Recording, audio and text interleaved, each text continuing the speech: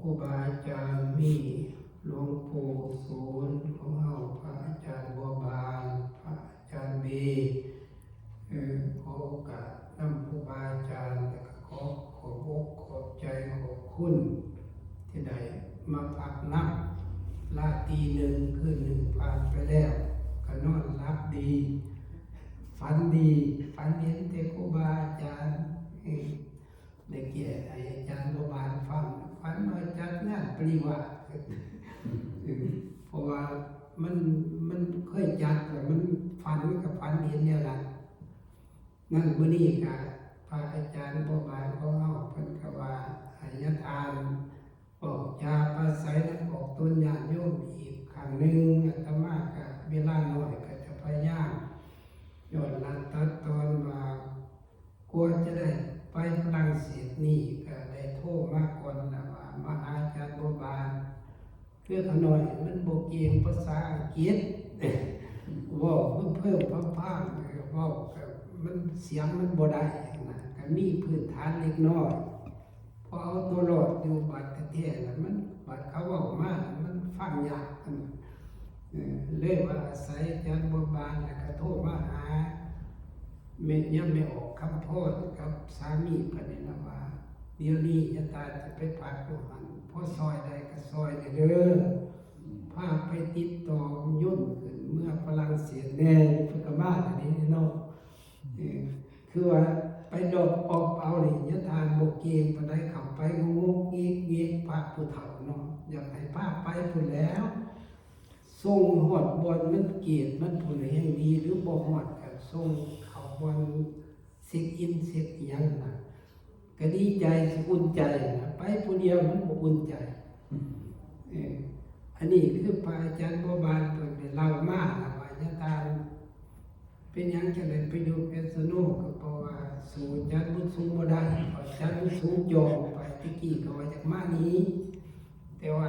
ทั้งนั้นแห้งหลายก็เลยได้ไปอยู่ถึงจังได๋ก็ตามเนาะเมนยทานอยู่เพชรสนุกก็คืออยู่นี่คือการวิสมอนคือการคือจังซี่ล่ะไปหามาสู่มีหยังกับเพิ่งผ้าใส่กันนั่นน่ะคืออาจารย์บัวบานเพิ่นก็ว่ายทานนี่เป็นฝ่ายวินัยทอดหมายถึงว่าถ้าว่าทั้งโลกก็ภายปกครองด้านอันโลเยนี่ล่ะถ้าพระภิกษุผิดศีลผิดธรรมอยู่บันไดก็แม่นญาตินี่สิไปแก้ไปว่าการไปสำนักสาสางแหละต่อไปนะไปแต่งตั้งขึ้นมาแนวนี้เนื่องจากว่าได้ไปศึกษาอยู่2ประเทศคือศึกษาอยู่ประเทศลาวยังบ่แล้วก็ได้ไปศึกษาอยู่ไทยน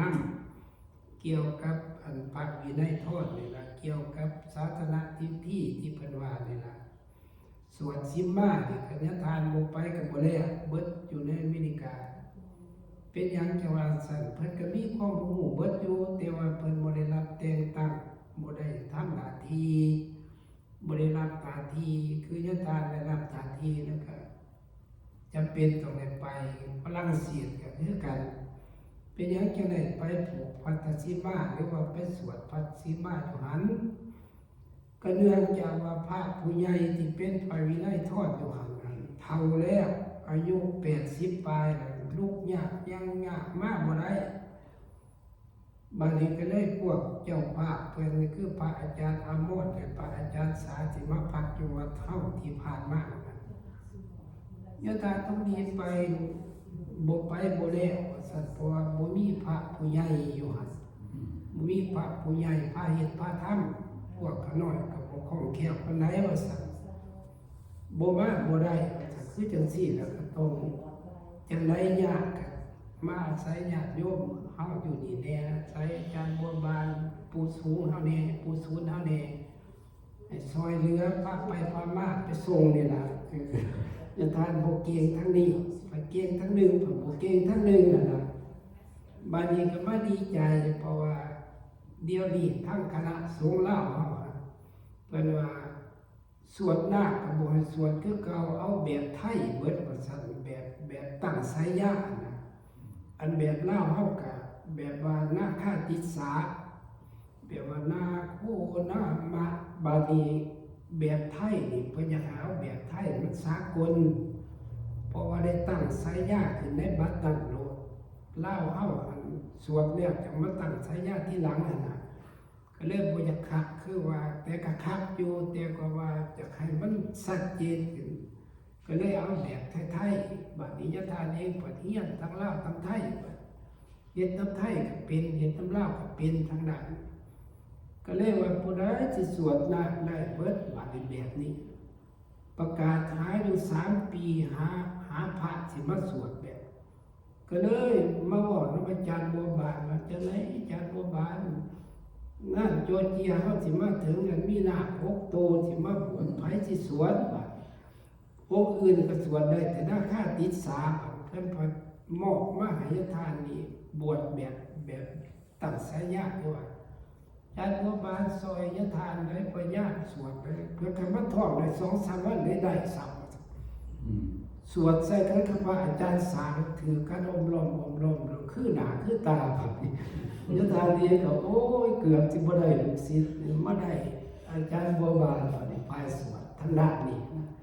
จะว่าบ่ถิ่มบ่ปากันกับเพิ่น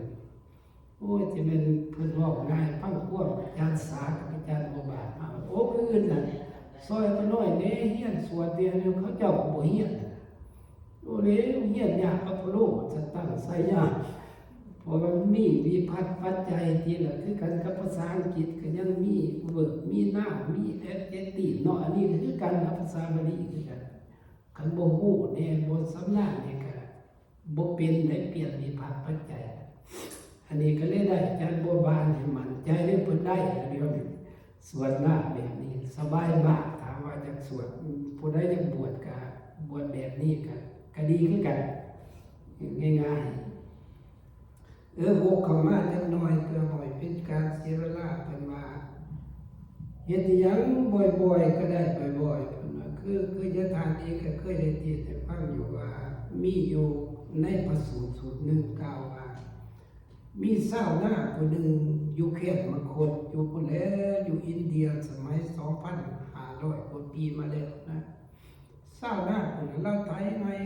นาเพราะว่าเราก็เฮ็ดนานะพระพุทธเจ้าเสด็จไปโปรดบัดนี้เพราะว่าเพิ่นนั่งเบิ่งกลางคืนนั่นเพิ่นแผ่พญาติไปเห็นชาวนาผู้นี้โอ้แต่ศาสตร์ก่อนเราได้สร้างบารมีหลายในอีตาอันนี้แต่ว่าเรามาปึกในศาสตร์นี่มาเป็นชาวไร่ชาวนาถึงก็บ่อยากเหลื่อมใสต้องไปถ้าบ่ไปโปรดเราก็สิไปตกนรกแล้วจังซี่ยามมื้อเช้าพระพุทธเจ้าก็นุ่งสบงสมจีวรแล้วถือบาตรไปผ่านเราไทยได้อยู่นะฮือห้องอยู่บาดนี้พระพุทธเจ้าไปบิณฑบาตพระพุทธเจ้าก็ถามเพิ่นก่อนที่ว่าชาวนาพามเอ้ยเจ้าเป็นชาวนานี่เฮ็ดนาเมื่อยบ่หัวเราว่าไผว่าสิเฮ็ดเวียกบ่เมื่อยเราจะตอบรบถูกพระพุทธเจ้าได้รับมันก็เมื่อยแล้วว่าเฮ็ดไทยเฮ็ดนาเฮ็ดไทยนาเฮ็ดเมื่อยแล้วเนาะพระองค์นั่นติบ่เมื่อยว่าซั่นฮอดยามมื้อเช้าถือบาตรมาบิณเอาโลดมันก็ง่ายแล้วเราเว้าเปลี่ยนซั่นน่ะเราประสบพระพุทธเจ้าก็เลยตรัสว่าเขาของเพิ่นมีเมตตาเว้าเพิ่นก็บ่เครียดแล้วพระพุทธเจ้าเพิ่นก็ยิ้มน้อยนึงเพิ่นก็ว่าพามเอ้ยหน้าเฮานี่แห่งกว้างอะไรก็แล้วว่าหน้าอยู่ไสเขาปลูกก็บ่มีไถก็บ่มีเชือกก็บ่มีกล้วยงัวก็บ่มีแล้วพุทธเจ้าเลยแสดงธรรมว่าหน้าเฮานี่คือหน้าอันเฮ็ดแล้วบ่เฮ็ดอีกว่าซั่นเฮ็ดแล้วก็พอแล้วคือทานนี่เฮ็ดแล้วพินาก็เฮ็ดอีกคันบ่เฮ็ดก็บ่ได้กินเฮานี่เฮ็ดแล้วก็แล้วไปหน้าเฮา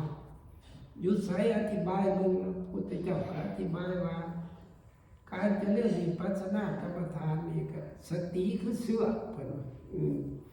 บัดนี้ก็ยิริโอตตัปปะความย่านบาปความบาปคือฮอดไถเพิ่นปัญญาคือย่านไถนะเพิ่นปัญญาคือย่านไถเพิ่นเพิ่นก็อธิบายไประบาดให้ทายเฮ็ดได้ในจิตของเฮาเป็นสมาธิแล้วก็พิจารณาสังขารว่าสังขารนี่บ่เที่ยงจังซั่นจังซี่เกิดปัญญาญาณขึ้นบัดก็ได้ตรัสรู้เพิ่นว่า ถึงพระนิพพานก็คือได้เฮ็ดหน้าทั้งเฮ็ดแล้วก็บ่มาเฮ็ดอีกบัดนี้ก็เข้าสู่นิพพานเป็นอมตะสุขไปบ่ทุกข์บ่ยากคือชาวนาที่เจ้าอีกบัดเว้าเท่านั้นแล้วด้วยได้สำเร็จเป็นพระโสดาบันได้บัดโอ้ยแจกจ่างป่าธรรมะแล้วขอเหลื่อมใสบัดนี้ก็มือต่อไปอีกพระพุทธเจ้าอันมือตะมิดบทท่านในเทศจังซี่นะไปเว้าจังเล็กจังน้อยมือที่สองไปอีกแล้วก็เลยประสดกันมากนะมาอีกแล้วเราว่ามาเรื่อยๆมาบ่อยๆเราว่าเลยพระพุทธเจ้าเทศเรื่องนี้นะครับก็พุทธเจ้าก่อนสิเว้าเรื่องคือจะทางออกไปเพิ่นก็เว้าว่าฟังเลยเฮาสิเว้าฟังเว้าหยังก็ว่าเฮามาบิณฑบาตบ่อยๆเพิ่นก็หยุดไทยหน้าเพิ่นก็ฟังแล้วบัดพุทธเจ้าเพิ่นก็สง่าราศีงดงามที่เป็นตะฟังที่นั่นเพิ่นบอกเพิ่นก็ว่าฟังเด้อเฮาสิเว้าฟังเพิ่นว่าเศร้าหน้าก็ยอมไทยหน้าวานกะอยู่บ่อยๆบัดนี้ก็เมื่อเศร้าหน้าวานกะบ่อยๆฝนก็ตกมาบ่อยๆแผ่นดินก็สุ่มซื่อไปเพิ่นว่ามีปุ๋ยมีหยังดีขึ้นมาเศร้าหน้าวานขึ้นมาแล้วก็ได้ปลูกเขาบ่อยๆก็ได้เขาบ่อยๆคือการให้ทานบ่อยๆนี่นะให้ทานบ่อยๆก็ได้บุญบ่อยๆไปเกิดในสวรรค์บ่อยๆพระพุทธเจ้าเอาแหละเราไปทำภาพอยู่เป็นคันแนวนี้แล้วก็ตั้งใจฟังอย่างนี้พุทธเจ้าก็ว่าไปอีกบัดนี้คือว่าพวกเลี้ยงงัวก็เข้าไปขีดเอานมงัวบ่อยๆลูกงัวก็เข้าหาแม่งัวบ่อยๆเข้าไปบ่อยๆก็ได้ดูดนมบ่อยๆขออภัยนะก็ใหญ่บ่อยๆเจ้าของก็นำไปขายบ่อยๆก็ได้เงินตาเข้ามาครอบครัวบ่อยๆบ่เท่านั้นก็เฮ็ดไปหลายๆก็ประเทศชาติก็ได้เศรษฐกิจเข้าประเทศบ่อยๆเศร้าหน้าขายเข้าบ่อยๆรัฐบาลก็เอาเข้าไปขายบ่อยๆนอกประเทศก็ได้เงินตาเข้าประเทศบ่อยๆห่วยเราเป็นตาฟังเราก็เสนอเสน่ห์แล้วฟังบัดนั้นบาลีพุทธเจ้าว่าคนเฮาคือกันสัตว์ทั้งหลาย